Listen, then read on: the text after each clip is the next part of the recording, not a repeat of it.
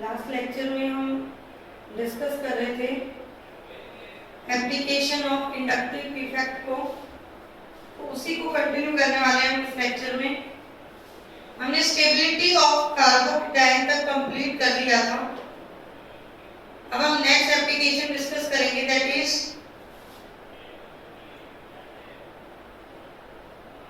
Stability of carb anion. Right, क्या होता है बेटा कार्ब एनायन? ऐसा कार्बन जिसपे क्या चार्ज हो? नेगेटिव चार्ज हो। अगर हमें इसको स्टेबल करना है तो हमें क्या करना होगा? फॉर एग्जांपल, हमने जब कार्बोकेटायन को स्टेबल किया था तो मैंने आपको कॉन्सेप्ट बताया था कि कोई भी चार्ज स्पीशीज जो होती है वो बेटा क्या होती है? हाईली रिएक्टिव होती है, और जो चीज हाईली रिएक्टिव होती है उसकी स्टेबिलिटी क्या होती है? कम। तो अगर हम चार्ज स्पीशीज को न्यूट्रल की तरफ ले जाएं तो उसकी स्टेबिलिटी क्या हो सकती है? इंक्रीज हो सकती है। तो हमने जब कार्बोकेटायन को स्टेबल किया था तो हमने ऐसे इलेक्ट्रॉन रिलीजिंग ग्रुप ऐड किए उसमें, जिससे उसकी स्टेबिलिटी क्या हो जाए?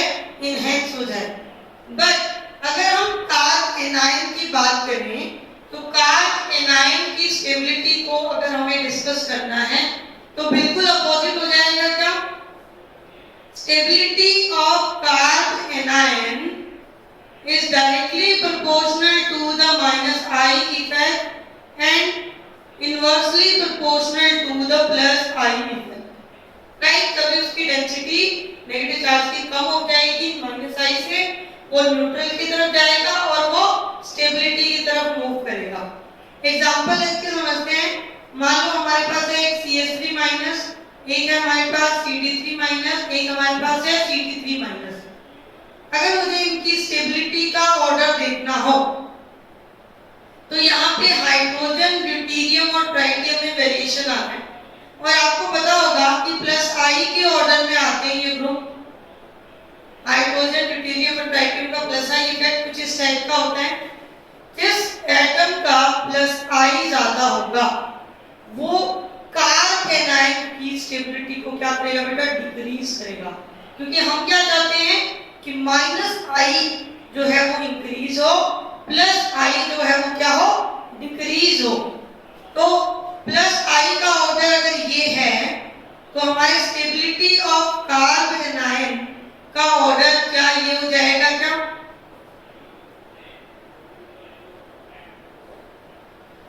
CH3 CD3 CD3 हो जाएगा। राइट, सेकंड एग्जांपल लेते हैं। ये हमें स्ट्रक्चर दी हुई है, एक हमें स्ट्रक्चर जो है वो ये दे रखा है और एक हमें ये दिया हुआ है। हमें आइडेंटिफाई करना है कौन सी कार्ब एनायन की स्टेबिलिटी ज्यादा होगी। तो आपको पहले तो इफेक्ट याद होने चाहिए। CH3 का कौन सा इफेक्ट? प्लस आई।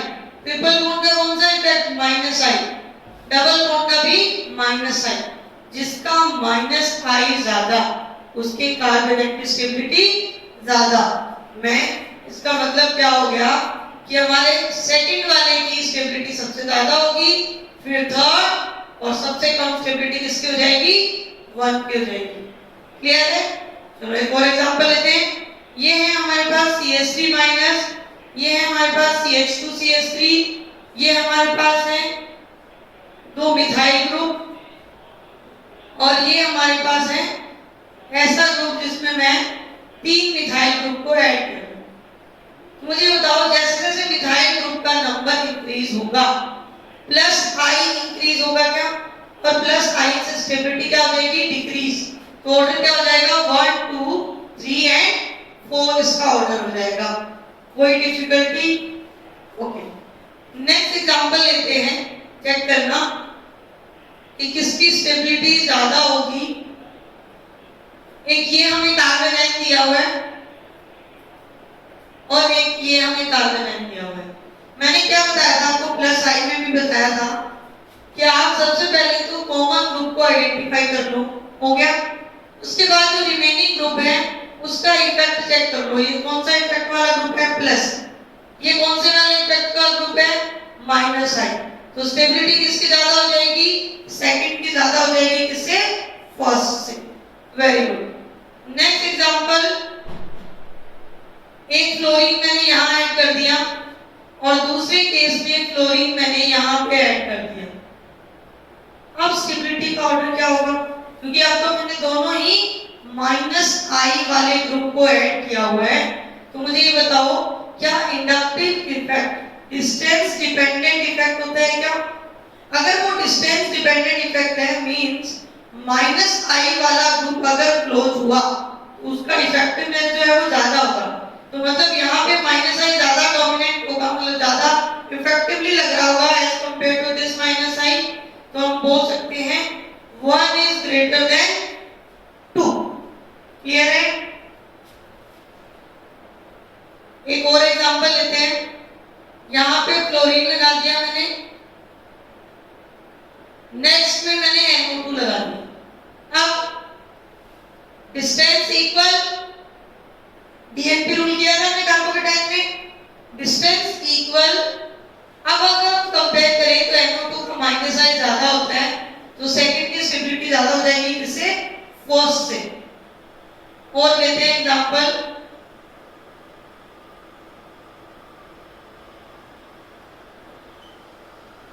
अगर ये वाला केस बन जाए तो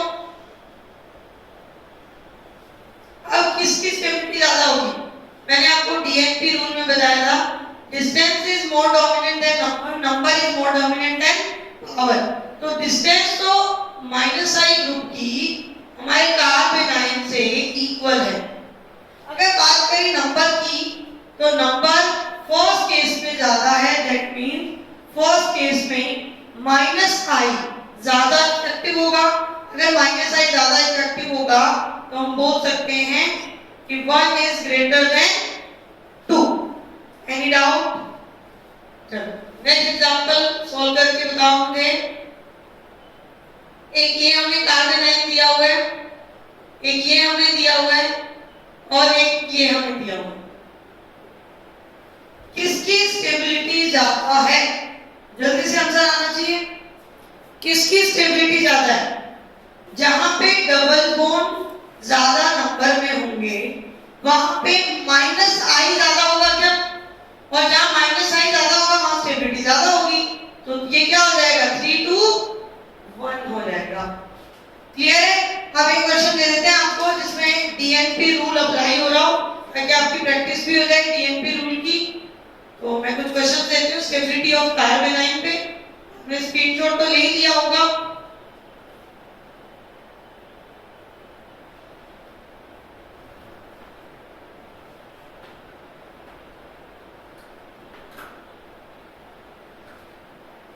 एट एग्जाम्पल हो गए, 9 नंबर एग्जाम्पल स्टार्ट कर रही हूं मैं।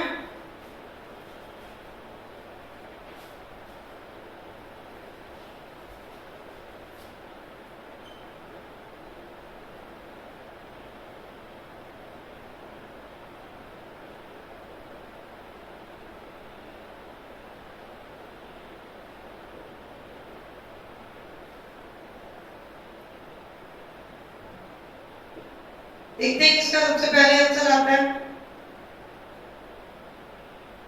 अब आप सोच रहे हो मैम हम तो वैसे भी वीडियो लेक्चर देख रहे हैं, किसी का आया आपको क्या पता चलता है?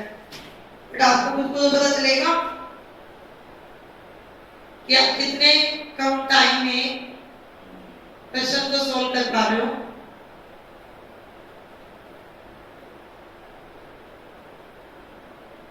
जितने ज्यादा नंबर में क्वेश्चंस करोगे उतनी ज्यादा प्रैक्टिस हो जाएगी आपकी। और फिर क्वेश्चन जब हम अटेम्प्ट करते हैं एग्जाम में तो गलत होने के चांसेस खत्म हो जाते हैं।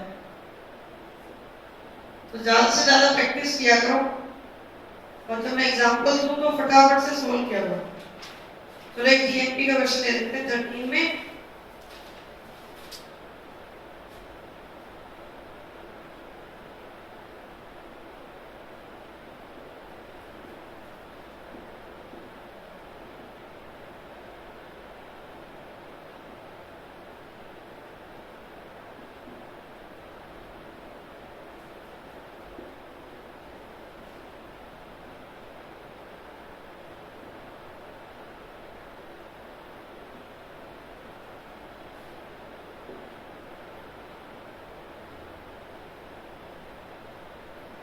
30 को यहाँ कंटिन्यू कर रही हूँ मैं।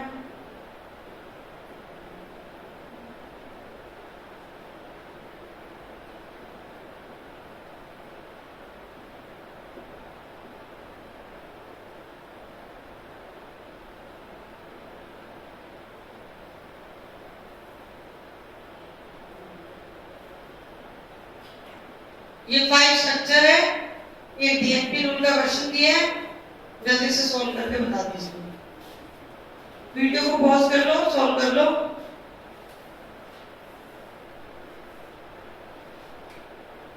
डिस्कस, क्या C double bond O group का इफेक्ट माइनस आई होता है क्या? तो माइनस आई वाला ग्रुप कम डिस्टेंस पे होगा तो ज्यादा स्टेबिलिटी आएगी, first is greater than second. यहाँ सारे ग्रुप NO2 है, क्या वेरिएशन आ रहा है? सिर्फ डिस्टेंस का वेरिएशन आ रहा है। तो सबसे क्लोजेस्ट जब माइनस आई ग्रुप होगा तो उसकी स्टेबिलिटी सबसे ज्यादा होगी। नेक्स्ट सेम केस बन गया, NO2 की डिस्टेंस वेरिएशन आ रहा है, तो NO2 जब मिनिमम डिस्टेंस पे होगा तभी उसका माइनस आई सबसे ज्यादा होगा। 12 की अगर बात करें तो यहाँ पे ट्रिपल बॉन्ड कार्बन के साथ है, ट्रिपल बॉन्ड नाइट्रोजन के साथ है। मोर इलेक्ट्रोनेगेटिव का माइनस आई ज्यादा होता है तो उसकी स्टेबिलिटी भी ज्यादा होगी। अब यहाँ देखो, ये डीएनपी का क्वेश्चन है, चेक कर लो पहले ग्रुप कौन से लग रखे हैं। माइनस आई, माइनस आई, प्लस आई, माइनस आई, माइनस आई। क्या माइनस आई से स्टेबिलिटी बढ़ती है? ठीक है, मतलब जहां पे प्लस आई लगा हुआ है वो तो सबसे पीछे कर दो, करना। अब माइनस आई, सबसे पहले डिस्टेंस चेक करो, सबसे कम डिस्टेंस पे यहाँ आ रहा है, मतलब इसका माइनस आई सबसे ज्यादा इफेक्टिव होगा, दैट मींस 4 की स्टेबिलिटी सबसे ज्यादा होगी। अब हम फर्स्ट, सेकंड और फिफ्थ को कंपेयर करते हैं, तीनों में डिस्टेंस इक्वल है। डिस्टेंस के बाद नंबर डोमिनेंट होता है, तो सेकंड और फिफ्थ में नंबर का भी इक्वल नंबर आ रहा है, 2 NO2 वहां लगे हुए हैं, 2 ब्रोमीन वहां लगे हुए हैं। दैट मींस अब नंबर के बाद हमें क्या चेक करना पड़ेगा? पावर। और पावर के ऑर्डर में माइनस आई का हमने ऑर्डर लिखा था, NO2 का माइनस आई ज्यादा होता है किससे? ब्रोमीन से। इसका मतलब सेकंड पहले आ जाएगा, फिर फिफ्थ आ जाएगा, फिर उसके बाद क्या आ जाएगा? 1। ये हो गया आपके स्टेबिलिटी ऑफ कार्ब एनायन का ऑर्डर।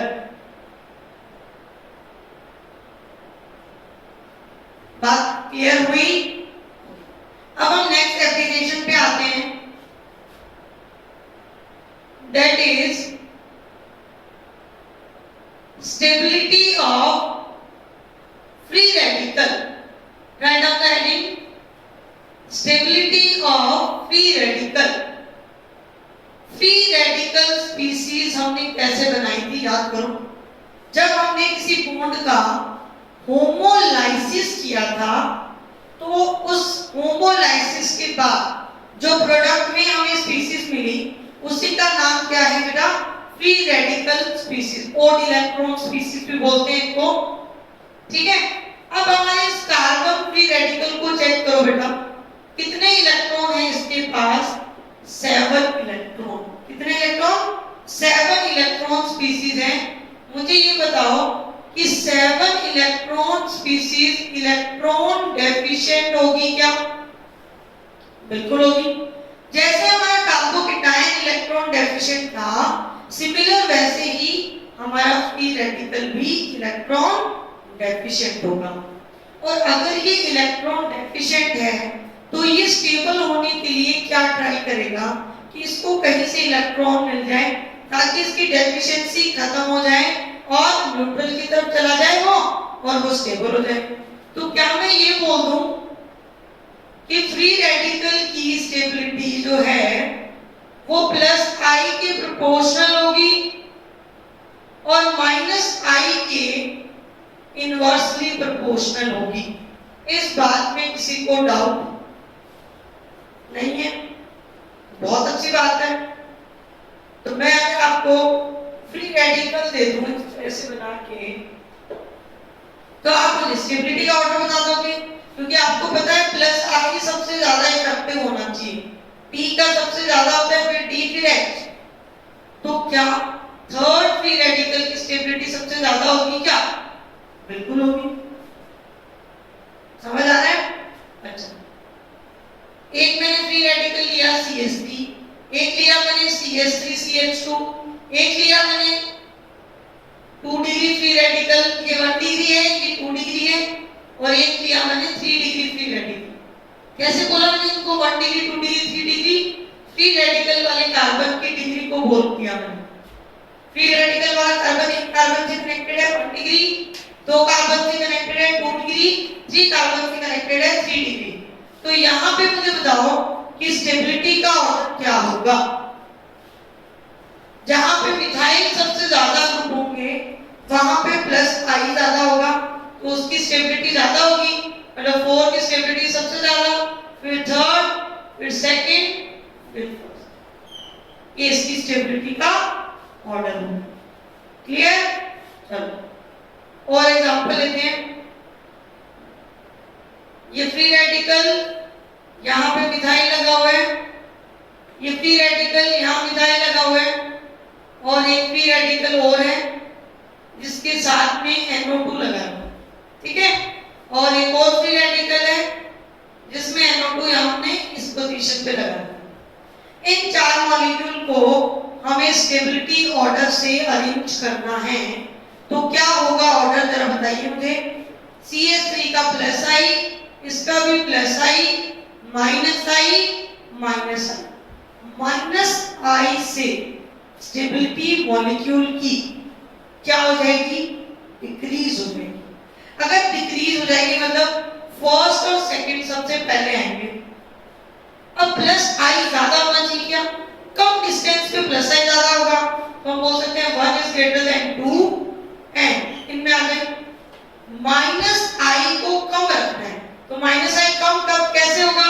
जब NO2 दूर होगा, तो 4 3 1 2 4 3 इसका ऑर्डर होता है। क्लियर है? दे दो एग्जांपल प्रैक्टिस के लिए। चलो तो फिर सॉल्व करके बताओ मुझे। फ्री रेडिकल के कुछ क्वेश्चंस की प्रैक्टिस कर लेते हैं हम।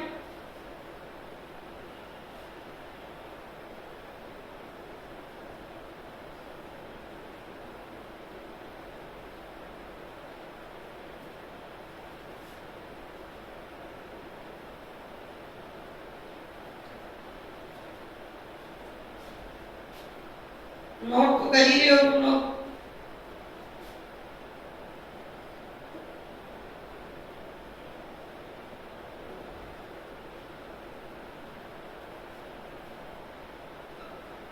ये चीजें भी तुम्हें आसान लगने लगी होगी ना? समझ आने के बाद सारी चीजें आसान होती है, कब कुछ होता ही नहीं है।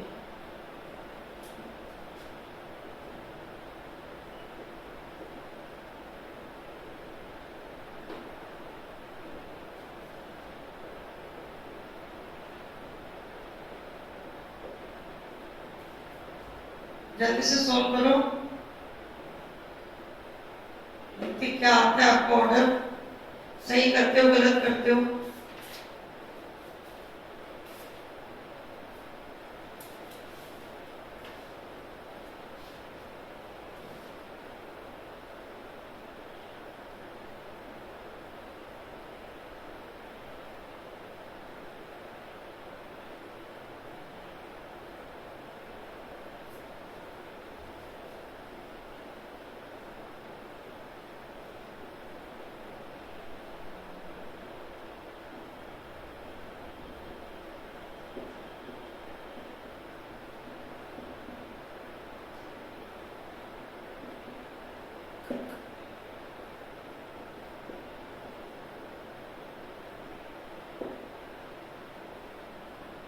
ये क्वेश्चंस करो, फिर हम नेक्स्ट एप्लीकेशन को डिस्कस करेंगे।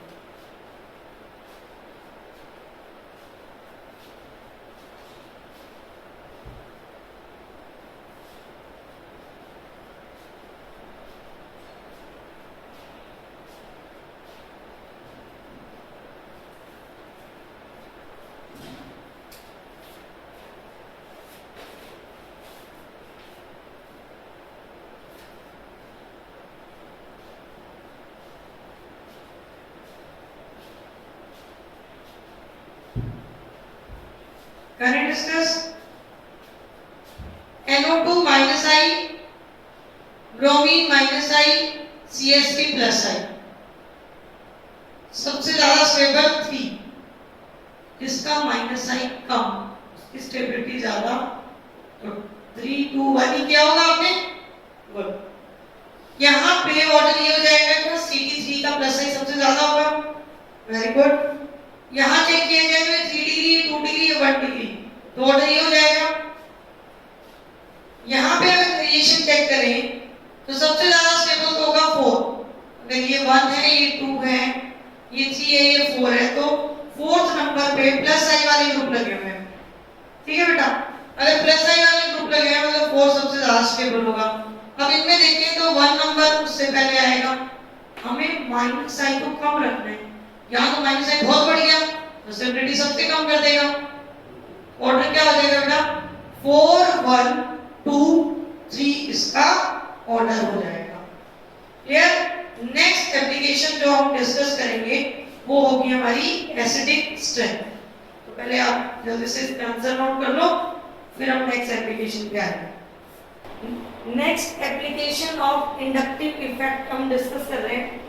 लास्ट लेक्चर में हमने डिस्कस किया था स्टेबिलिटी ऑफ फ्री रेडिकल को, स्टेबिलिटी ऑफ कार्बेनाइन। तो लास्ट लेक्चर भी था, यही लेक्चर था। तो नेक्स्ट हम फोर्थ एप्लीकेशन डिस्कस कर रहे हैं, that is acidic strength. Acidic strength को इंडक्टिव इफेक्ट से कैसे रिलेट करना है समझो ध्यान से। मैंने इमेजिन किया कि HA is the acid, right. अगर ये एसिड है दैट मींस ये डिसोसिएट होगा जिसमें H पॉजिटिव में और A माइनस में।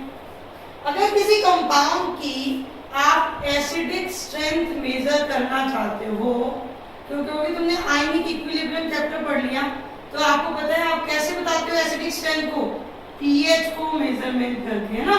तो फॉर्मूले लगा के और बता देते हो कि इसकी एसिडिक स्ट्रेंथ जो है वो ये होगी, इस रेंज में होगी।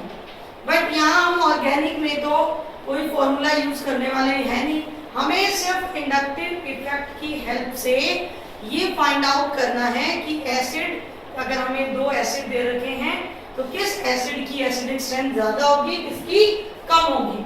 तो हम क्या करते हैं, थोड़ा सा कॉन्सेप्ट में चेंज लाते हैं और एसिडिक स्ट्रेंथ को बताने के लिए मैं जो कॉन्सेप्ट बता रही हूँ उसको ध्यान से समझना। अगर ये एसिड है तो आपको पता है कि एसिड जब डिसोसिएट होता है तो वो जो एक नेगेटिव आयन बनाता है बेटा, उसका नाम क्या होता है, this is conjugate base. Acid अगर डिसोसिएट हुआ और उसने डिसोसिएट होके एक आयन बनाया, कौन सा, कॉन्जुगेट बेस। अगर ये कॉन्जुगेट बेस ज्यादा स्टेबल हुआ तो एसिड क्या सोचेगा, ब्रेक हो जाता हूं मैं, जल्दी ब्रेक होगा। अगर वो जल्दी ब्रेक होगा तो उसकी एसिडिक स्ट्रेंथ जो है वो हाई होगी। क्लियर। मींस हम डायरेक्टली रिलेट कर सकते हैं कॉन्जुगेट बेस की स्टेबिलिटी से किसको, उस एसिड की एसिडिक स्ट्रेंथ को। तो हम ये बोल सकते हैं कि acidic strength of any acid is directly proportional to the stability of conjugate base. अब ध्यान से देखो, जो कॉन्जुगेट बेस हमने बनाया क्या उस पे नेगेटिव चार्ज है, बिल्कुल है। ए पे क्या चार्ज है, नेगेटिव। अगर इसको तुम स्टेबल करना चाहते हो तो तुम्हें क्या करना पड़ेगा, ऐसे ग्रुप ऐड करने पड़ेंगे जो इसकी नेगेटिव चार्ज डेंसिटी को क्या कर दे, रिड्यूस कर दे। तो हम माइनस आई वाले ग्रुप लगा दें। माइनस आई वाले क्या करेंगे, इलेक्ट्रॉन डेंसिटी विड्रॉ करेंगे। विड्रॉ करेंगे तो इसकी इलेक्ट्रॉन डेंसिटी क्या हो जाएगी, रिड्यूस। किसकी तरफ चला जाएगा, न्यूट्रल की तरफ। तो उसकी स्टेबिलिटी क्या हो जाएगी, इंक्रीज हो जाएगी। तो मैं डायरेक्टली ये बोल सकती हूँ कि अगर मुझे स्टेबिलिटी ऑफ कॉन्जुगेट बेस को इंक्रीज करना है तो मुझे माइनस आई इफेक्ट को इंक्रीज करना होगा और प्लस आई इफेक्ट को डिक्रीज करना। जितना ज्यादा प्लस आई लगाओगे उतनी ही एसिडिक स्ट्रेंथ जो है वो कम हो जाएगी। क्लियर है। एग्जांपल लेके समझते हैं। वो एग्जांपल मेरे पास है CH3OH। एक है मेरे पास CH3CH2OH और एक मेरे पास है CH3CHOH एंड CH3, मतलब एक मैंने 1 डिग्री 2 डिग्री अल्कोहल ले लिया। मुझे इसकी एसिडिक स्ट्रेंथ को कंपेयर करना है। हमारे पास क्वेश्चन आ गया, आप क्या करोगे, सबसे पहले इनका कॉन्जुगेट बनाओगे। कॉन्जुगेट बेस कैसे बनाओगे, हाइड्रोजन को रिमूव करके। ये सारे कॉन्जुगेट बेस बन गए। अब आपको क्या करना है, उसकी स्टेबिलिटी को कंपेयर करना है। अगर प्लस आई वाले हुए तो डिक्रीज हो जाएगी, माइनस आई वाले हुए तो इंक्रीज हो जाएगी। अब आपने क्या ऑब्जर्व किया, मैंने आपको बताया था, सबसे पहले ये चेक कर लिया करो कि क्या चीज कॉमन है इसमें। तो इतना पोर्शन कॉमन हो गया। यहाँ पे क्या लगा हुआ है, एक्स्ट्रा ग्रुप प्लस आई वाला। मिथाइल का कौन सा इफेक्ट होता है, प्लस आई। यहाँ पे तो दो प्लस आई इफेक्ट है, और ज्यादा प्लस आई वाला एनवायरमेंट हो गया। जितना ज्यादा प्लस आई बढ़ेगा हमारी स्टेबिलिटी कम हो जाएगी क्या, और अगर हमारी स्टेबिलिटी कॉन्जुगेट बेस की कम हो गई तो हमारी एसिडिक स्ट्रेंथ भी कम हो जाएगी। दैट मींस फर्स्ट की एसिडिक स्ट्रेंथ सबसे ज्यादा होगी, फिर सेकंड की होगी, और उसके बाद किसकी होगी, थर्ड की। क्लियर। सेकंड एग्जांपल लेते हैं। मैंने लिया HC double bond OOH, formic acid लिया, एक लिया मैंने एसिटिक एसिड और एक लिया मैंने प्रोपेनोइक एसिड। अगर इन तीनों की एसिडिक स्ट्रेंथ को कंपेयर करना हो तो क्या करोगे आप, कॉन्जुगेट बेस बनाओगे। ठीक है, देखो स्टार्टिंग के क्वेश्चन में आपको ऐसा सोचना पड़ेगा कि आप कॉन्जुगेट बेस बनाओ, पर बार बार इतना मतलब लिखने में टाइम वेस्ट मत करना। डायरेक्टली सोच लिया करो कि H हटा दिया हमने, कॉन्जुगेट बेस बन गया। अब इफेक्ट देख लो, CH3 प्लस आई, इथाइल ग्रुप का भी प्लस आई। किसका प्लस आई ज्यादा होता है, इथाइल का। हाइड्रोजन का तो रेफरेंस होता है, रेफरेंस होता है, तो जितना ज्यादा प्लस आई बढ़ेगा एसिडिक स्ट्रेंथ डिक्रीज हो जाएगा। क्लियर हुआ। और एग्जांपल लेते हैं, स्क्रीनशॉट ले लो आप।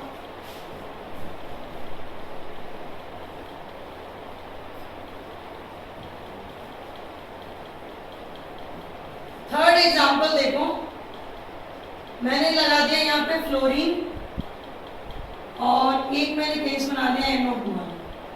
जल्दी से बताओ किसकी एसिडिक स्ट्रेंथ ज्यादा है, किसकी एसिडिक स्ट्रेंथ ज्यादा है। दोनों का माइनस आई इफेक्ट है, फ्लोरीन का भी माइनस आई, NO2 का भी माइनस आई। जिसका माइनस आई ज्यादा होगा उसकी एसिडिक स्ट्रेंथ ज्यादा होगी। NO2 का माइनस आई ज्यादा होता है, एसिडिक स्ट्रेंथ किसकी ज्यादा होगी, NO2 वाले केस में ज्यादा होगी। ओके, नेक्स्ट एग्जांपल, ये है कार्बोक्सिलिक एसिड। यहाँ मैंने NO2 लगा दिया और एक NO2 मैंने डिस्टेंस का वेरिएशन करके लगा दिया। तो कोई बताएगा क्या होगा उस ऑर्डर, ये भी माइनस आई, ये भी minus I. Inductive effect is distance dependent effect, तो माइनस आई जब क्लोजेस्ट होगा तो वो उसका इफेक्टिवनेस भी ज्यादा होगा। That means first is greater than second. Clear, कोई डाउट नहीं है। चलो नेक्स्ट एग्जांपल पे आते हैं। ये मैंने दे दिया आपको इथेन, आराम से सोच समझ के जल्दी से आंसर मत देना। एल्केन, एल्कीन, एल्काइन में एसिडिक स्ट्रेंथ को कंपेयर, कॉन्जुगेट बेस बना लो। कॉन्जुगेट बेस कैसे बनाया जाता है, कोई भी कंपाउंड को आप अगर आप ये इमेजिन कर रहे हो कि ये एसिड है, दैट मींस आप उसका कॉन्जुगेट बेस बनाने के लिए क्या किया करो, उसका एक हाइड्रोजन जो है वो रिमूव करो। तो जैसे मुझे अगर इसका कॉन्जुगेट बेस बनाना है तो एक हाइड्रोजन मैं रिमूव कर दूं, ये इसका कॉन्जुगेट बेस हो जाएगा, ये इसका कॉन्जुगेट बेस हो जाएगा और ये इसका कॉन्जुगेट बेस हो जाएगा। ये तीन इसके कॉन्जुगेट बेस हो गए। अब इनकी स्टेबिलिटी हो जाए तो बहुत सिंपल है। इसका कौन सा इफेक्ट, प्लस आई, इसका माइनस आई, इसका minus I. Minus I triple bond का सबसे ज्यादा होता है क्या, तो बस हो गया क्वेश्चन सॉल्व। 3, 2, 1 इसकी एसिडिक स्ट्रेंथ का ऑर्डर। Clear, okay. अब एक पी ब्लॉक से हम रिलेट करते हैं, एक कॉन्सेप्ट आता है पी ब्लॉक का, वो डिस्कस कर रहे हैं। Acidic strength of hydride of P block element.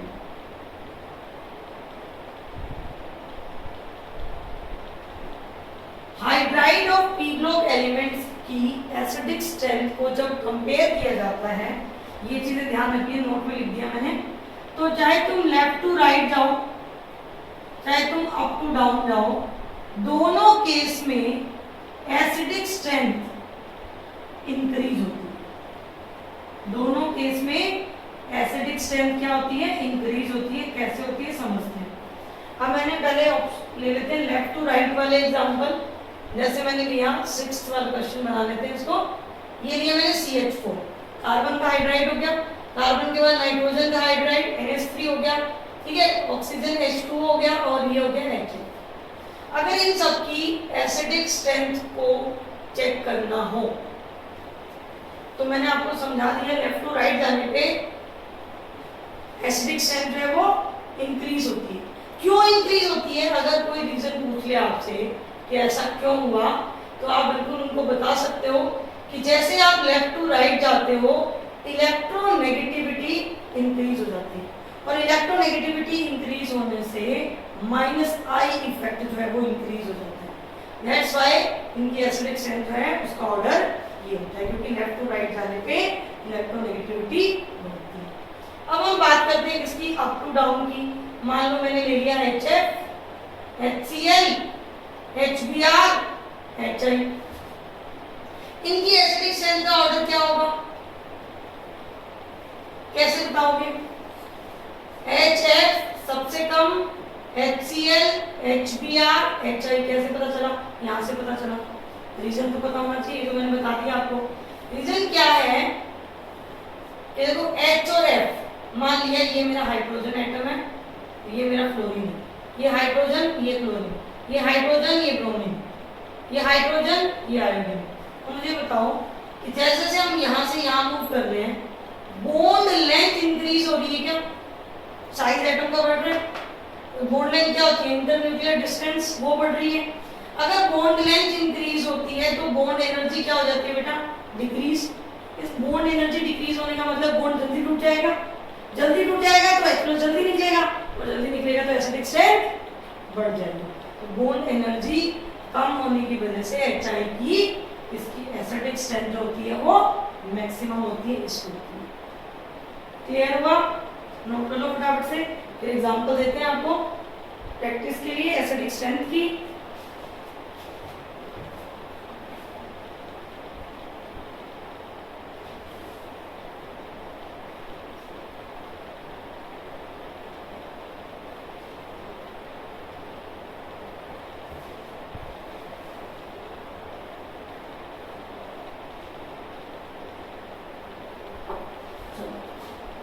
लो फिर example.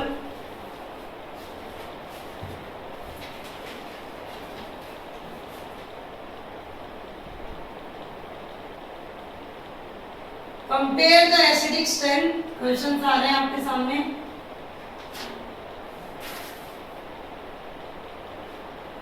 H2O, H2S, H2SE, H2TE। Second question SiH4, PS3, H2S, HCl। आपको बताया नहीं जाएगा कि कौन सा कॉन्सेप्ट लगेगा, अपने आप सोच के बताना मुझे। ट्राई करते रहो, हो ही जाएगा। ट्राई करोगे तो।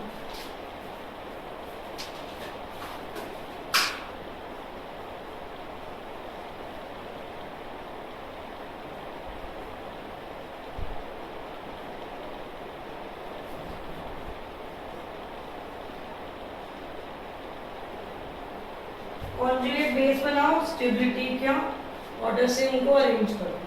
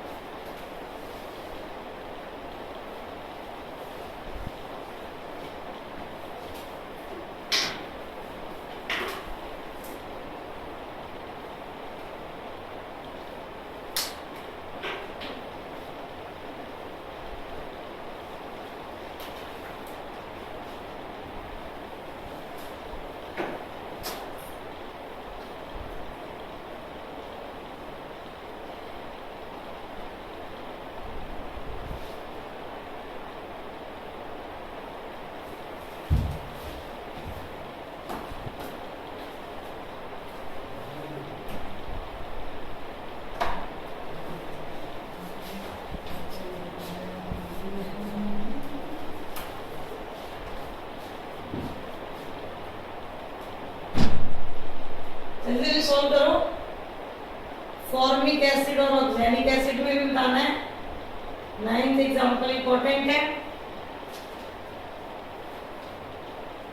फिर कंपेयर करना है ऑक्सैलिक एसिड के एनाइन को, और 11 में एसिटिक एसिड को कंपेयर करना है मेलोनिक एसिड से। कर जल्दी से।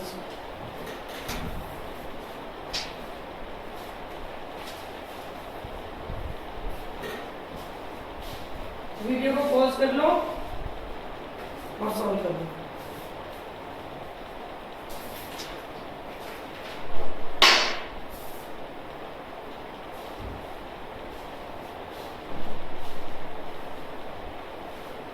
करें डिस्कस, सॉल्व कर लिया। क्या ये हाइड्राइड है क्या? तो हाइड्राइड में चाहे तुम लेफ्ट टू राइट जाओ, अप टू डाउन जाओ, एसिडिक स्ट्रेंथ इंक्रीज होगी। ये भी हाइड्राइड है, लेफ्ट टू राइट जाओ, अप टू डाउन जाओ, एसिडिक स्ट्रेंथ इंक्रीज हो। इसमें भी ऑर्डर यही होगा। ओके, यहाँ बताना है आपको कि किसकी एसिडिक स्ट्रेंथ ज्यादा होगी। तो यहाँ का जो एनायन होगा, मतलब कॉन्जुगेट बेस जो बनेगा वो ये बनेगा, बिल्कुल बनेगा।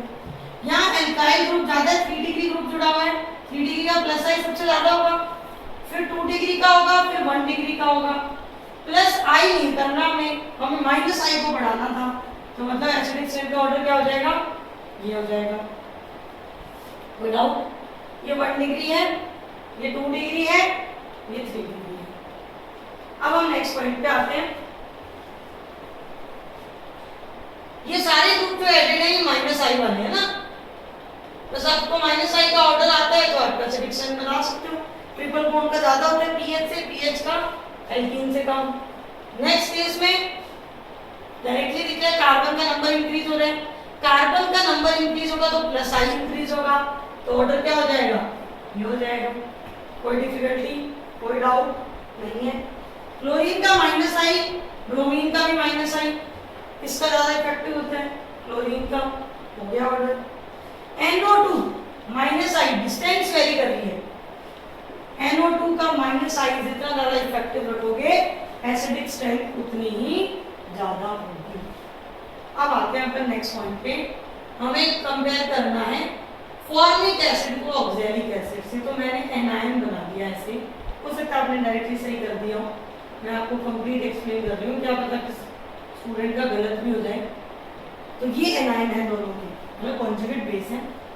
अगर मैं इनको कंपेयर करूं तो ये चीज तो हो गई कॉमन, यहाँ पे लगा हुआ है H और यहाँ लगा हुआ है कार्बोक्सिलिक। कार्बोक्सिलिक का इफेक्ट क्या होता है, माइनस आई। अब माइनस आई होगा तो एसिडिक स्ट्रेंथ किसकी ज्यादा हो जाएगी, ऑब्वियसली किसकी एसिडिक स्ट्रेंथ ज्यादा हो जाएगी, ऑक्सैलिक एसिड की। ऑक्सैलिक बोलते हैं ना, मैंने आपको नोमेनक्लेचर में डाई कार्बोक्सिलिक एसिड के कॉमन नेम बताए थे, ओम्स केयर। तो याद रखना ऑक्सैलिक एसिड की एसिडिक स्ट्रेंथ किससे ज्यादा होती है, फॉर्मिक एसिड की। अब हम कंपेयर करते हैं इस एग्जांपल को। अब किसकी ज्यादा होगी, देखो इसका एनायन ये, इसका एनायन ये,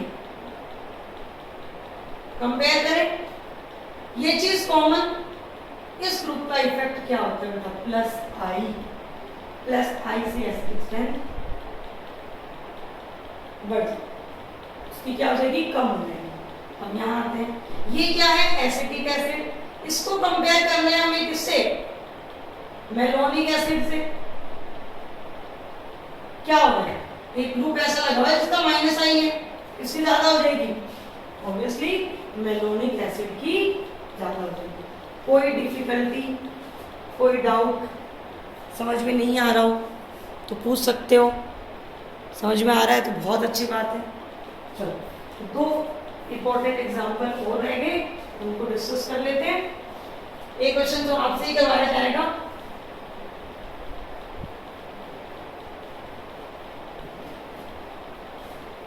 लास्ट वाला समझ में आया, चलो लास्ट वाले 11 का, अगर मैं 11 की जैसे ही मैं 12 ले लूं, कैसा जैसे मैंने वेरिएशन डाला 9th और 10 में, वैसे 11 और 12 देखो,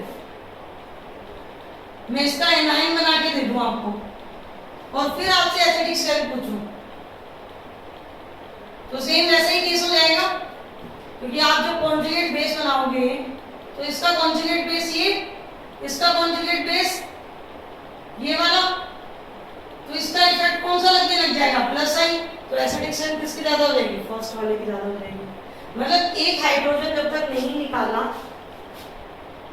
तब तक ऑक्सैलिक एसिड की एसिडिक स्ट्रेंथ ज्यादा थी, जैसे एक हाइड्रोजन निकाला इसकी ज्यादा होगी एसिडिक स्ट्रेंथ फॉर्मिक एसिड। ये पॉइंट जो था वो एनालिसिस करने वाला पॉइंट था, ध्यान रखना है।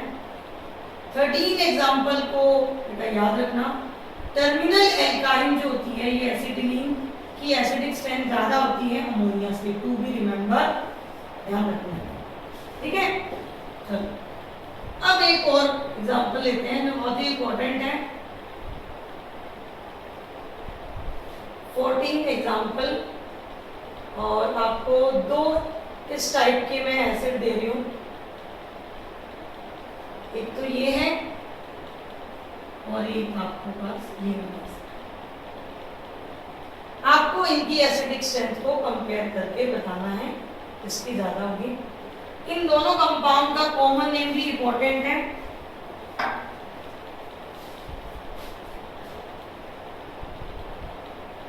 इसको बोलते हैं बेटा मैलिक एसिड। एक मैलिक एसिड है, मैलिक एसिड है।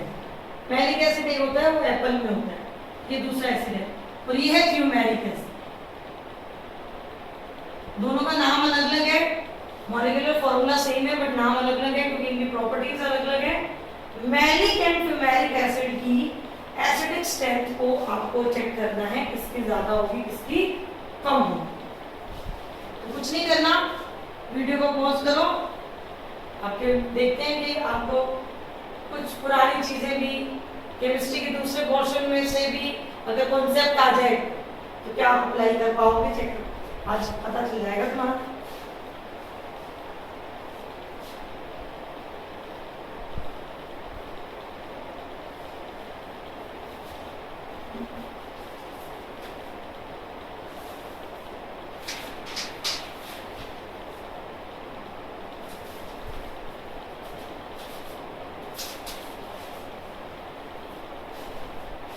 तो कैसे सोल्व किया इसको, कुछ लोगों का आंसर आ गया होगा। इसने ये एनाइन बनाया अपना एक हाइड्रोजन रिमूव करके, और इसने ये वाला एनाइन बनाया। ठीक, कोई भी एक हाइड्रोजन को रिमूव कर दो। इसको मैं थोड़ा एक्सपेंड करके लिख देती हूँ।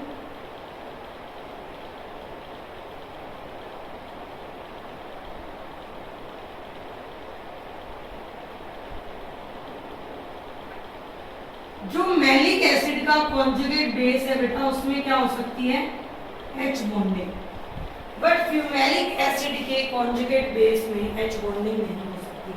देखो इसमें इन दोनों की एसिडिक स्ट्रेंथ को वैसे कंपेयर करने का कोई और सॉल्यूशन नहीं हो सकता, क्योंकि यहाँ ना तो कार्बन में वेरिएशन आ रहा है, ना कोई ग्रुप में वेरिएशन आ रहा है, सिर्फ स्ट्रक्चर में वेरिएशन आ रहा है।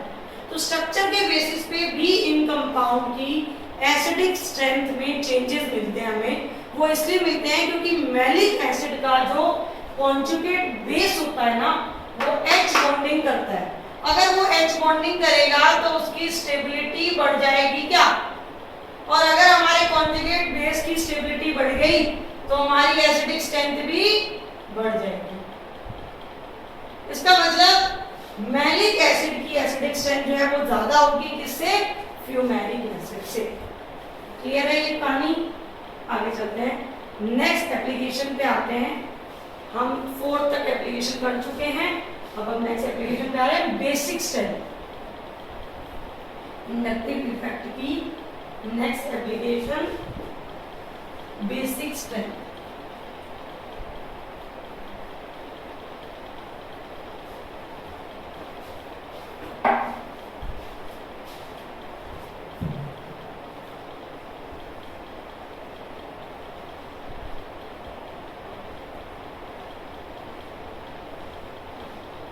सबसे पहले तो हम बेस को डिफाइन कर लेते हैं। बेस क्या होता है बेटा, आपको याद हो इन आयनिक इक्विलिब्रियम OH डोनर होता है वो बेस होता है, आर्रेनियस ने बताया था। H प्लस जो एक्सेप्ट करता है वो भी बेस होता है, ब्रॉन्स्टेड ने बताया था। और जो इलेक्ट्रॉन को डोनेट करता है लुईस ने बताया था, वो भी क्या होते हैं, बेस होते हैं। मेनली फोकस करना है इस पॉइंट पे, ये बहुत ही कम यूज होते हैं ऑर्गेनिक में OH माइनस वाले, क्योंकि ये इनऑर्गेनिक की कैटेगरी में आ जाते हैं, इसलिए ज्यादा इनको कंसीडर नहीं किया जाता। ठीक है, तो H प्लस एक्सेप्टर कौन होगा, H प्लस को कौन लेगा भाई, H प्लस जाएगा किसी एटम के पास। H प्लस क्यों जाएगा, उसको लगेगा ना कि मुझे कहीं से इलेक्ट्रॉन मिल रहे, तो जाएगा वो, उसको कहीं से इलेक्ट्रॉन मिल रहे होंगे तब भी तो H प्लस जाएगा, नहीं तो ऐसे घूमते घूमते ऐसे थोड़ी है कि चलो इससे मिलने चलते हैं, इससे मिलने चलते हैं, नहीं। H पे उसको पॉजिटिव चार्ज दिख रहा है बेटा, तो वो तभी वहां जाएगा, दूसरे किसी एक ऐसे एटम के पास जाएगा जो क्या हो, इलेक्ट्रॉन डेंसिटी रखता हो। तो मैं बेस को डिफाइन कर रही हूँ यहाँ पे, बेस को ऐसे डिफाइन कर सकते हैं, the electron rich molecule, electron rich molecule which can donate its electron, ऐसा इलेक्ट्रॉन रिच मॉलिक्यूल जो अपने इलेक्ट्रॉन को क्या कर पाए बेटा, डोनेट कर पाए, वो क्या होता है बेटा, बेस होता है। ठीक है, अब हमें क्या देखना है कि बेस की बेसिक स्ट्रेंथ को कैसे कंपेयर किया जाता है। मान लो ये B बेस है हमारे पास, अब इसके पास अगर लोन पेयर है या नेगेटिव चार्ज है या इलेक्ट्रॉन है, तो वो जब H प्लस के साथ इंटरेक्शन करेगा तभी तो हम बेस बोलेंगे। वो अपना एक HCl ने NaOH के साथ रिएक्शन की, तो NaOH ने OH दिया तो बेस बोला हमने, है ना। अमोनिया ने H प्लस के साथ HCl के साथ रिएक्शन की, HCl एसिड अमोनिया बेस, क्योंकि अमोनिया के पास क्या है, लोन पेयर है।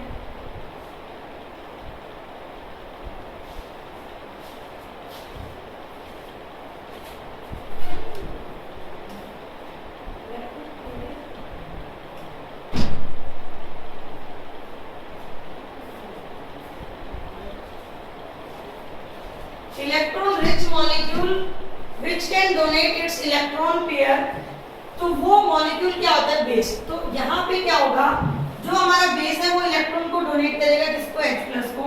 जैसे वो इलेक्ट्रॉन को डोनेट करेगा ये क्या बना लेगा, BH पॉजिटिव बन गया। इसको क्या बोला जाएगा, अगर ये बेस है तो बेस जब हाइड्रोजन को एक्सेप्ट करता है तो क्या बनता है, कॉन्जुगेट एसिड बनने, क्लियर, कॉन्जुगेट एसिड बन गया। अगर ये कॉन्जुगेट एसिड ज्यादा स्टेबल हुआ तो हम बोल सकते हैं ना कि हमारे बेस की बेसिक स्ट्रेंथ भी ज्यादा होगी। ये क्यों बोल रहे हैं, पीछे वाले में बोला था कि हमारा कॉन्जुगेट बेस ज्यादा स्टेबल होना चाहिए, क्यों बोला, हाइड्रोजन Ha अगर एसिड की तरह बिहेव कर रहा है तो अपना बॉन्ड जल्दी ब्रेक कर दे, वो जल्दी ब्रेक तभी करेगा जब उसको लगेगा कि मेरा बेस जो है वो ज्यादा स्टेबल है। सेम ऐसे ही बेस B अपना लोन पेयर H प्लस को दे रहा है क्योंकि उसको पता है कि बनने वाला कॉन्जुगेट एसिड जहाँ है वो ज्यादा स्टेबल होगा। बात समझ आ रही है, वेरी गुड। मान लो मेरे माइंड में इसको हमारे आयनिक इक्विलिब्रियम से रिलेट करने वाला एक पॉइंट आया। मान लो B1 बेस है वो B1H प्लस बना रहा है और एक B2 बेस है वो H प्लस के साथ एक्सेप्ट करके B2H प्लस बना रहा है। अगर मैं इन दोनों रिएक्शन के K1 K2 की वैल्यू दे दूं, ये मैंने बोल दिया 10 टू पावर 5 है और इसके K2 की वैल्यू है 10 टू पावर 10। इसको भी देख के हम ये बता सकते हैं कि किसकी बेसिक स्ट्रेंथ ज्यादा होगी। इक्विलिब्रियम का कॉन्सेप्ट आ गया। K की वैल्यू ज्यादा होने का मतलब प्रोडक्ट ज्यादा होगा क्या, क्योंकि K क्या होता है, प्रोडक्ट की कंसंट्रेशन डिवाइडेड बाय रिएक्टेंट की कंसंट्रेशन, मतलब हमारा कॉन्जुगेट एसिड ज्यादा बन रहा होगा। जिस रिएक्शन का K इक्विलिब्रियम ज्यादा होता है उसकी बेसिक स्ट्रेंथ भी ज्यादा होती है। क्वेश्चन आ सकता है, कि यहाँ पे B2 बेस की बेसिक स्ट्रेंथ ज्यादा होगी किससे? B1 से। क्लियर है? कोई डाउट? तो अब हम यहाँ आ जाते हैं, ऐसे मतलब आपके इक्विलिब्रियम से रिलेट करके मैंने बता दिया कि ऐसा हो सकता है कि इस तरह से भी पूछ लिया जाए आपसे, ताकि आपको दोनों चीजें रिलेट हो जाए, ऑर्गेनिक और फिजिकल केमिस्ट्री। अब यहाँ पे ऑर्गेनिक वाले पॉइंट पे आते हैं। बेस ने कॉन्जुगेट एसिड बनाया, तो मैं इसको बोलना चाहती हूँ कि बेसिक स्ट्रेंथ हमारे बेस की तब ज्यादा होगी जब हमारा कॉन्जुगेट एसिड की स्टेबिलिटी क्या हो, स्टेबिलिटी ऑफ कॉन्जुगेट एसिड क्या हो, ज्यादा हो। अब मुझे ये बताओ, कॉन्जुगेट एसिड पे पॉजिटिव चार्ज है क्या? बिल्कुल दिख रहा है तुम्हें। अगर कॉन्जुगेट एसिड पे पॉजिटिव चार्ज है, तुम्हें इसे स्टेबल करना है, तो कौन से इलेक्ट्रॉन दे दो? प्लस वाले दे दो। मतलब मैं ये बोल दूं कि प्लस आई इफेक्ट के ये क्या होते हैं? प्रोपोर्शनल, बेसिक स्ट्रेंथ बढ़ेगी, और माइनस आई इफेक्ट के क्या होते हैं? Inversely proportional. बात क्लियर हुई? जितना ज्यादा प्लस आई उतनी ही ज्यादा बेसिक स्ट्रेंथ, क्योंकि हमारा कॉन्जुगेट एसिड जो है वो ज्यादा स्टेबल होगा। क्या ये पॉइंट समझ आ गया? देखो, अगर इस चीज को हम दूसरे वे से रिलेट करें, तो बेस को इलेक्ट्रॉन देना है, बेस को कोई और इलेक्ट्रॉन डेंसिटी बाहर से दे रहा होगा प्लस आई के फॉर्म में, तो उसको आसानी रहेगी ना इलेक्ट्रॉन देने में, आराम से दे पाएगा। इलेक्ट्रॉन बाहर से आ रहे, देना है उसको, दे दिया, वहीं पे ना।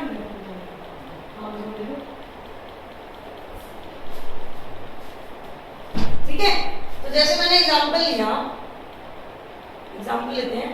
एक है हमारे पास CH3CH2NH2 और एक है हमारे पास CH3NH2। क्योंकि नाइट्रोजन के पास लोन पेयर है, वो इलेक्ट्रॉन रिच है, वो बेस की तरह काम कर सकता है, मतलब वो एक्सप्रेस को एक्सेप्ट कर सकता है, अपना कॉन्जुगेट एसिड बना सकता है। कॉन्जुगेट एसिड अगर ज्यादा स्टेबल हुआ तो बेसिक स्ट्रेंथ ज्यादा होगी, और हमें पता है कि प्लस आई इफेक्ट से कॉन्जुगेट एसिड की स्टेबिलिटी बढ़ती है। तो हम बोल सकते हैं यहाँ पे कि ये ग्रुप हमारा प्लस आई है, ये ग्रुप भी प्लस आई है। जिसका प्लस आई ज्यादा होगा उसके कॉन्जुगेट एसिड की स्टेबिलिटी ज्यादा होगी ना, तो उसकी बेसिक स्ट्रेंथ भी ज्यादा होगी। तो यहाँ पे अगर बेसिक स्ट्रेंथ का क्वेश्चन आ जाए तो आप बोल दोगे 1 इज ग्रेटर देन 2। क्लियर है यहाँ तक की कहानी? चलो एक और क्वेश्चन लेते हैं।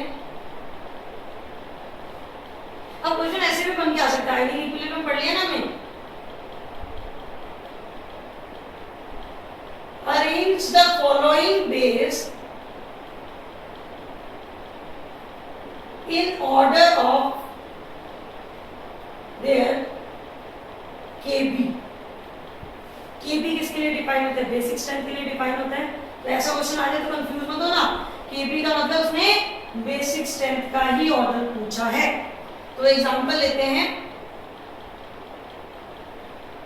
मान लो एक बार ये बेस है हमारे पास, एक हमारे पास ये वाला बेस है, और एक हमारे पास ये वाला बेस है। ये सारे बेस हैं, किसकी बेसिक स्ट्रेंथ ज्यादा होगी? जहां पे प्लस आई ज्यादा, तो प्लस आई यहां ज्यादा दिख रहा है तुम्हें, तो बेसिक स्ट्रेंथ क्या हो जाएगी? 1 2 3, मतलब KB का ऑर्डर क्या हो जाएगा? 1 2 3। चाहे तुम KB बोल दो, चाहे तुम बेसिक स्ट्रेंथ बोल दो, एक ही बात है। सेम चीज एसिडिक स्ट्रेंथ में भी अप्लाई होती है बेटा। चाहे तुम K बोलो, चाहे तुम एसिडिक स्ट्रेंथ बोलो, क्वेश्चन K के फॉर्म में आ जाए तो भी कंफ्यूज नहीं होना है हमें। चाहे K का ऑर्डर पूछे, चाहे तुम्हें एसिडिक स्ट्रेंथ का ऑर्डर पूछे, एक ही बात है, कोई डिफरेंस नहीं है उसमें। ठीक है, तो प्रैक्टिस के लिए एग्जांपल दे दिए जाए आपको, ताकि आपको पता चल जाए। अच्छा, प्रैक्टिस के एग्जांपल देने से पहले एक पॉइंट मेरे माइंड में आया वो भी बता देते हैं। मान लो अभी तो ऐसे एग्जांपल मिल रहे हैं जिनमें जिस एटम को इलेक्ट्रॉन डोनेट करना है वो एक ही जैसा है, मतलब ऑक्सीजन है तो ऑक्सीजन है, नाइट्रोजन है तो नाइट्रोजन है। इन केस ऐसा वेरिएशन आ जाए, एक आपको दे रखा है CH3O-, एक आपको दे रखा है CH3NH-। डिफरेंट एनाइन की अगर तुमसे बेसिक स्ट्रेंथ कोई पूछ ले तो बताना तो पड़ेगा। ऐसे थोड़ी बोलोगे कि मैम ने बताया नहीं, कम नहीं बताया नहीं, मैं बता देती हूँ अभी। तो ये कॉन्सेप्ट याद रखना, और वो कॉन्सेप्ट क्या है बेटा? लेस इलेक्ट्रोनेगेटिव एटम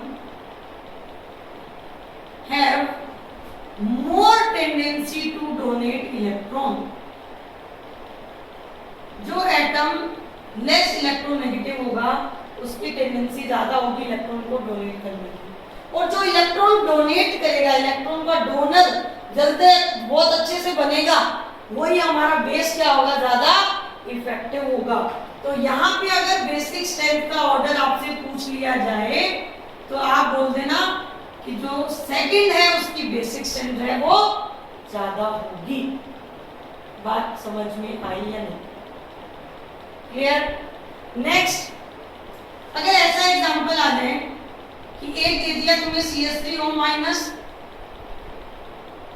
एक दे दिया तुम्हें CH3S-, और पूछ लिया तुमसे बेसिक स्ट्रेंथ का ऑर्डर, पूछ सकते हैं ना। ऑक्सीजन और सल्फर में से कौन होता है लेस इलेक्ट्रोनेगेटिव? सल्फर होता है। सल्फर अगर लेस इलेक्ट्रोनेगेटिव है देन हम बोल सकते हैं less electronegative atom have more tendency to donate electron. बात क्लियर हुई या नहीं? तो ये पॉइंट ध्यान रखना है। बाकी तो क्वेश्चन वैसे ही बनेंगे प्लस आई माइनस आई वाले, तो एग्जांपल दे देते हैं आपको करने के लिए। तो आप मुझे ऑर्डर ऑफ केपी बता देना, क्वेश्चन दे रही हूं मैं। डिफरेंट बेस दिया जा रहा है आपको। प्लस आई जितना ज्यादा बेसिक स्ट्रेंथ उतनी ज्यादा, बाकी आप देख लेना आपको जो बढ़िया लगे।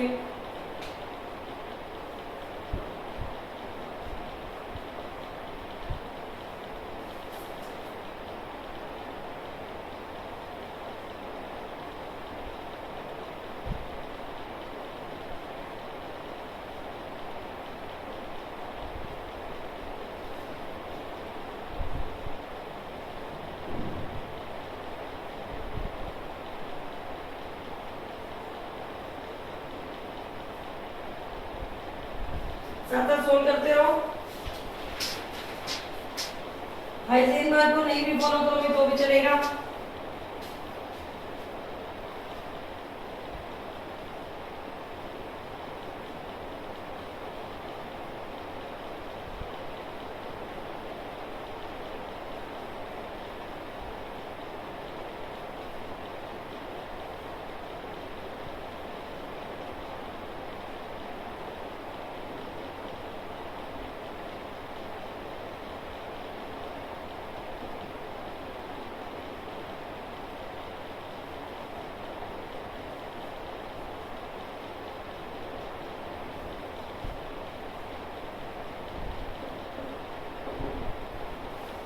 वन टू नाइन कर लो, फिर और देते हैं एग्जाम्पल।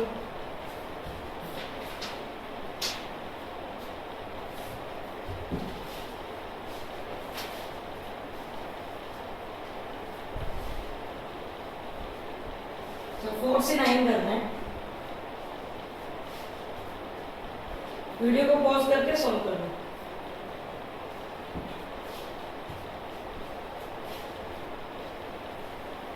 करें डिस्कस कि बी का ऑर्डर मतलब बेसिक स्ट्रेंथ का order -i plus i। Third की बेसिक स्ट्रेंथ सबसे ज्यादा, फिर सेकंड की, फिर फर्स्ट की। यही होगा क्योंकि नेगेटिव चार्ज स्पीसीज चाहे वो कार्बन आयन हो बेटा, वो बेस की तरह काम कर सकता है। अगर किसी को डाउट आ रहा हो कि कार्बन का नेगेटिव चार्ज क्या बेस हो सकता है, बिल्कुल हो सकता है। कोई भी इलेक्ट्रॉन रिच मॉलिक्यूल बेस हो सकता है। तो ये है बेटा 2 डिग्री, ये 1 डिग्री, ये 3 डिग्री। तो मुझे लग रहा है थर्ड की सबसे ज्यादा बेसिक स्ट्रेंथ होगी, फिर 1 की, सॉरी हाँ फिर 1 की, फिर 2। ये केबी का ऑर्डर हो गया। इसमें क्या हो रहा है, CH3 ग्रुप का वेरिएशन आ रहा है, डिस्टेंस वेरी कर रहा है।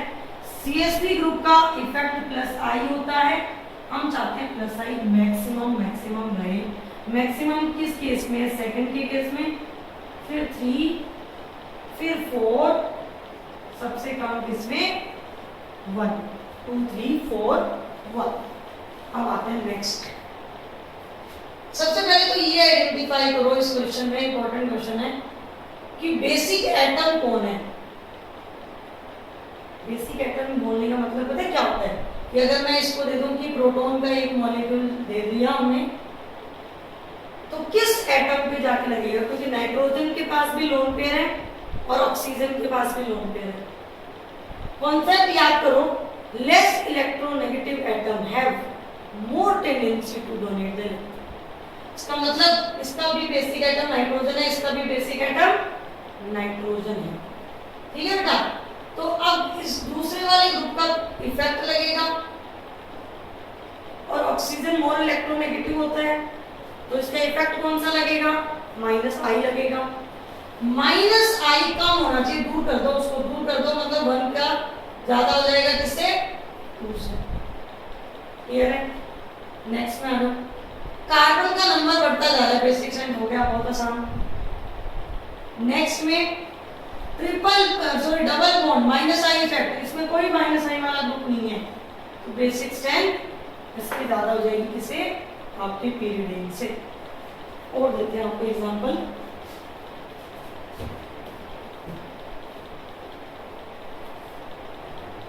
वीडियो और एग्जांपल देते हैं।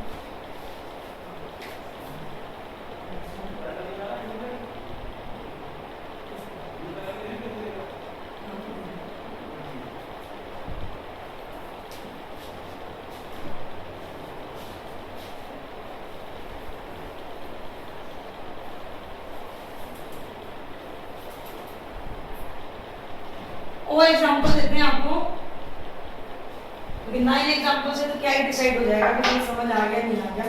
लो और एग्जांपल बताते हैं आपको, इनको सोल्व करके बताओ मुझे।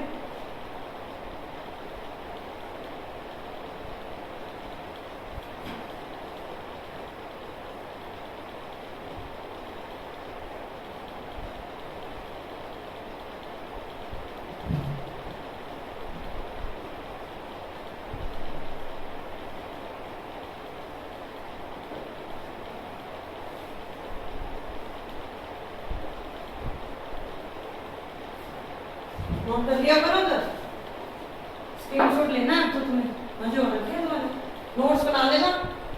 जैसे ही क्लासेस स्टार्ट होगी ना, ऑफलाइन वो भी चेक करूंगी मैं सबकी।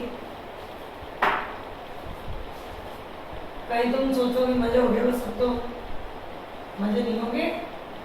एग्जाम है हमारा, उसके लिए प्रिपरेशन करनी है, तो थोड़ा सिंसियर तो बनना ही पड़ेगा हमें।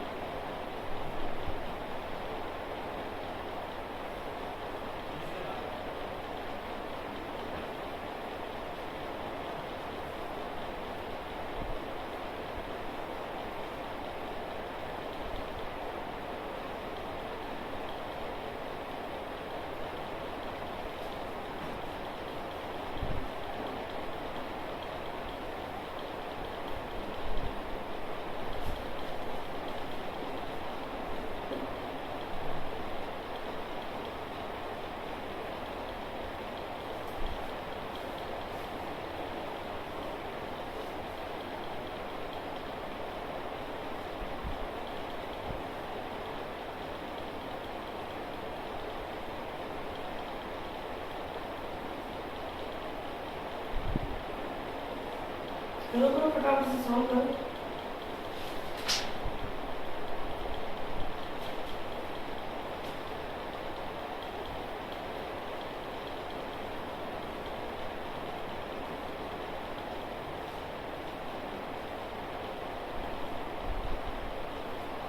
करिए।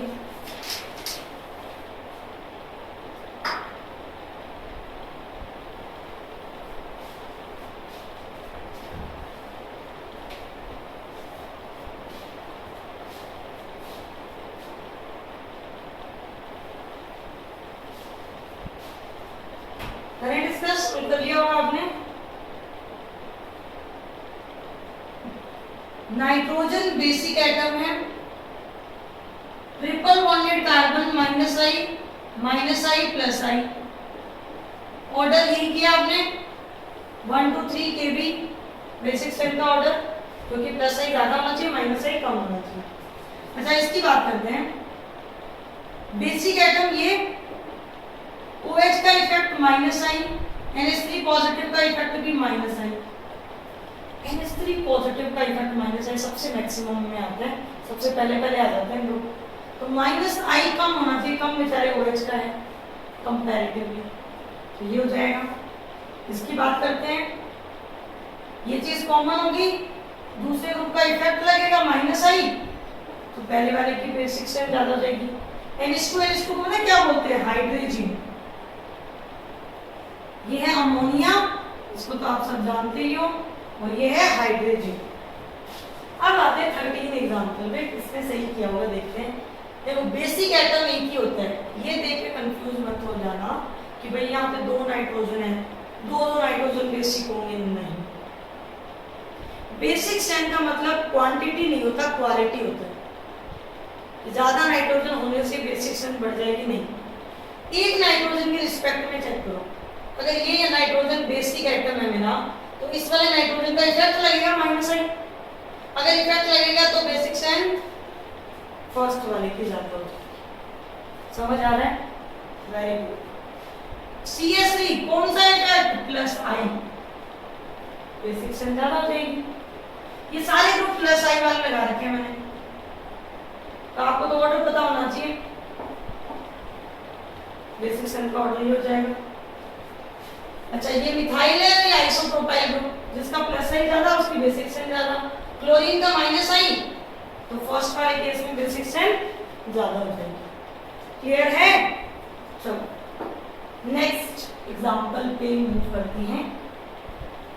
अभी प्रैक्टिस खत्म नहीं हुई है बेसिक स्ट्रेंथ की, चलने दो।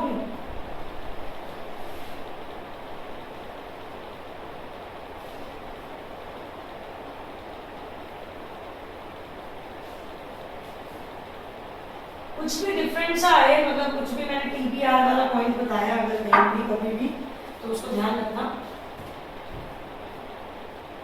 18 केस TBR वाला केस है। देखो, ये है कंपाउंड, ठीक है, बेसिक नाइट्रोजन। एक है ये, मतलब ये तो साइक्लिक है, इतना सा फर्क है इन दोनों स्ट्रक्चर में, और एक है ओपन चेन।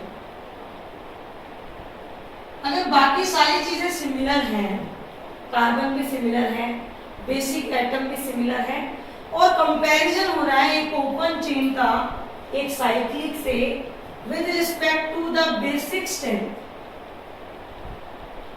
तो हमेशा साइक्लिक वाला जो केस होगा, साइक्लिक का जो नाइट्रोजन एटम होगा, वो मोर बेसिक होगा किससे? ओपन चेन से। अब ऐसा क्यों होता है, सुनो। हमारा जो नाइट्रोजन है, ये sp3 हाइब्रिड है क्या? कोई भी नाइट्रोजन का एटम का हाइब्रिडेशन निकाल लो, कौन सा हाइब्रिडेशन है? sp3। और एक लोन पेयर sp3 के साथ पिरामिडल शेप में होता है क्या?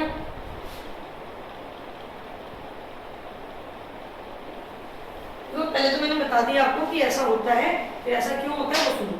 पिरामिडल होने का मतलब ये नाइट्रोजन यहाँ पे, ये ऐसे बॉन्ड बन रहे होंगे ओपन में, और ये लोन पेयर। जब स्ट्रक्चर ओपन चेन होती है, तो मान लो तुमने नाइट्रोजन को यहाँ इमेजिन कर लिया और बॉन्ड यहाँ इमेजिन कर लिए, तो लोन पेयर यहाँ है ना। अब इस पिरामिडल को तुम उल्टा भी बना सकते हो, ये कोई जरूरी नहीं है कि तुमने लोन पेयर को ऊपर बनाया हमेशा तो ऊपर ही बनाओगे, नीचे भी बना सकते हो, और बॉन्ड जो है वो ऊपर की तरफ हो जाए। मतलब क्या होता है, ओपन चेन के केस में लोन पेयर अपवर्ड भी आ सकता है, डाउनवर्ड भी आ सकता है, वो फ्री होता है जहां मर्जी है, ठीक है। But in case of cyclic सारे बॉन्ड फिक्स होते हैं। अगर सारे बॉन्ड फिक्स होते हैं तो लोन पेयर भी अपनी पोजीशन को क्या कर लेते हैं, फिक्स कर लेते हैं। अब वो ऊपर नीचे नहीं आ सकता, क्योंकि वो बॉन्ड हम तोड़ नहीं सकते ना, ये वाले साइक्लिक वाले, ये तो रिंग कॉम्पैक्ट स्ट्रक्चर होगी। इसका मतलब आपका लोन पेयर एक फिक्स डायरेक्शन में हो गया क्या? अगर लोन पेयर फिक्स डायरेक्शन में हो गया, मान लो दो नाइट्रोजन है, एक ये नाइट्रोजन एक नाइट्रोजन, इसका लोन पेयर फिक्स डायरेक्शन में सामने है, इसका लोन पेयर कभी यहाँ है कभी यहाँ है। अब जब H प्लस आएगा इससे इंटरेक्शन करने के लिए, तो उसको क्या लगेगा कि यहाँ तो बहुत आसानी से मुझे लोन पेयर मिल रहा है, मैं यहाँ जा रहा हूँ, तो यहाँ पे मुझे थोड़ा वेट करना पड़ेगा, क्योंकि लोन पेयर कभी यहाँ है कभी वहाँ है। तो किसकी बेसिक स्ट्रेंथ ज्यादा हो जाएगी? फर्स्ट वाले केस की ज्यादा हो जाएगी। तो रीजन में समझने के लिए अपन क्या बोल देंगे कि ये जो nitrogen loan position of lone pair is not fixed, और यहां पे position of lone pair fixed होती है। जहां पे फिक्स्ड होगी वहां पे जो H प्लस है वो इजीली अटैक करेगा, अगर H प्लस इजीली अटैक करेगा तो बेटा बेसिक स्ट्रेंथ क्या होगी? ज्यादा होगी। क्लियर हुआ पॉइंट? अब नेक्स्ट पॉइंट पे आते हैं 19 पे। मान लो क्वेश्चन आ गया CH3 minus OH minus NH2 minus F minus, और इनकी बेसिक स्ट्रेंथ पूछ लिया आपसे। वैसे तो मैं आपको एक कॉन्सेप्ट बता चुकी हूँ, आपको अगर वो याद आ गया हो तो less electronegative atom have more tendency to donate electron, तो कार्बन भी लेस इलेक्ट्रोनेगेटिव होता है। तो यहाँ पे बेसिक स्ट्रेंथ का ऑर्डर क्या हो जाएगा? CH3 माइनस सबसे ज्यादा बेसिक, फिर OH माइनस, फिर NH2 माइनस, फिर कौन सा माइनस? F minus. क्लियर हुआ? इसी कॉन्सेप्ट को एक और मेथड से रिलेट किया जा सकता है, और उसको समझना भी जरूरी है, क्योंकि वो आगे काम आएगा, तो यही पढ़ाऊंगी मैं आपको, समझना पड़ेगा। एक कॉन्सेप्ट बता रही हूँ, सुनना ध्यान से। मान लो कोई एसिड है HA1 और एक एसिड है HA2, समझना पड़ेगा, जो इंपॉर्टेंट है। कर तो लिया क्वेश्चन, कोई दिक्कत नहीं है, बहुत बढ़िया बात है, कर लिया तुमने। तो ये जब डिसोसिएट होगा तो ये बनाएगा, ये जब डिसोसिएट होगा तो ये बनाएगा, ठीक है। अगर मैं ये बोल दूं इफ एसिडिक स्ट्रेंथ का ऑर्डर ये है, मान लिया मैंने HA1 is more acidic then HA2, अगर ऐसा है तो बेटा अगर इनके कॉन्जुगेट बेस, ये इनके क्या है? कॉन्जुगेट बेस, अगर HA एसिड ज्यादा एसिडिक है HA2 से, और तुम इनके बेस को, इनके कॉन्जुगेट बेस की बेसिक स्ट्रेंथ को अगर कंपेयर करते हो, तो ऐसा कॉन्सेप्ट होता है कि मोर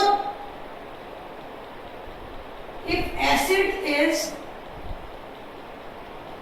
more acidic then their conjugate base is weak। बहुत इंपॉर्टेंट कॉन्सेप्ट है, ध्यान रखना है।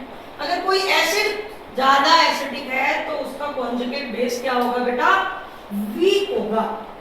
मैं आयनिक इक्विलिब्रियम से रिलेट करके भी बता सकती हूँ ये कैसे हुआ, ठीक है। अगर इनकी एसिडिक स्ट्रेंथ का ऑर्डर ये है, तो मुझसे अगर कोई बेसिक स्ट्रेंथ का ऑर्डर पूछ ले ना, तुमसे भी पूछ ले, तो तुम बोल दोगे कि ये ज्यादा एसिडिक था तो उसका बेस वीक होगा, तो बेसिक स्ट्रेंथ इसकी ज्यादा होगी, A2 माइनस की ज्यादा होगी, किससे? A1 माइनस से। क्लियर हुआ? ये कैसे बताते हैं आपको, आयनिक इक्विलिब्रियम से रिलेट करता है। कोई भी स्ट्रॉन्ग एसिड अगर ब्रेक डाउन हो रहा है तो वो हमेशा अपने वीक कंपोनेंट की तरफ जाता है। मतलब कोई भी रिएक्शन फिजिबल, अच्छा ये चीज़ें तो तुमने नहीं पढ़ी होगी, चलो छोड़ो, मैं ऐसे ही जनरल बताती हूँ आपको। वीक मतलब कोई एसिड अगर स्ट्रॉन्ग है तो उसका बेस वीक क्यों है ये बता देते हैं आपको, सुनना ध्यान से ना, सिर्फ ओरली बताऊंगी, लिखा कुछ भी नहीं जाएगा। किसी एसिड ने अपना बेस बनाया और वो एसिड स्ट्रॉन्ग, एसिड जो था वो स्ट्रॉन्ग था, मैंने बोला उसका जो बेस है वो वीक है, इसका मतलब वो बेस अपनी बेसिक स्ट्रेंथ को कम रिप्रेजेंट करता है। बेस का काम ही क्या होता है, बेसिक स्ट्रेंथ दिखाना, और वो कम कर रहा है, दैट मीन्स वो रिएक्टिव कम है क्या? बिल्कुल सही बात है। अगर बेस बेसिक ही नहीं बन रहा दैट मीन्स वो रिएक्टिव कम है। अगर वो रिएक्टिव कम है दैट मीन्स वो ज्यादा स्टेबल है क्या? तो यही तो होता है कि जब कोई भी एसिड जब ब्रेक डाउन करता है, होता है, ब्रेक हो रहा है, वो अपने कॉन्जुगेट बेस में जा रहा है, तो बनने वाला कॉन्जुगेट बेस वो चाहता है कि वो ज्यादा स्टेबल हो। इनकी अगर मेरे में ये मुझे कैसे पता चला कि एच एसिड और एच बी में से ये ज्यादा है? मैंने ये कॉन्जुगेट बेस की बेसिक स्ट्रेंथ को चेक किया होगा, उसमें मुझे ये ज्यादा लगी होगी। तो ज्यादा स्टेबल कॉन्जुगेट बेस बनाएगा। यहां से मैं ये भी बोल सकती हूँ बेटा, अगर स्टेबिलिटी ऑफ कॉन्जुगेट बेस को कंपेयर किया जाए तो A1 हमेशा ज्यादा होगा किससे? A2 से। बात समझ आई? ये अच्छा, ये जो है वो ज्यादा स्टेबल है, तभी तो ये वीक बेस है, क्योंकि जो ज्यादा स्टेबल होता है वो कम रिएक्टिव होता है, मतलब उसकी बेसिसिटी क्या है? कम है। इसलिए बोल दिया जाता है if acid is more acidic then their conjugate base is weak. Clear हुआ? वेल, अब हम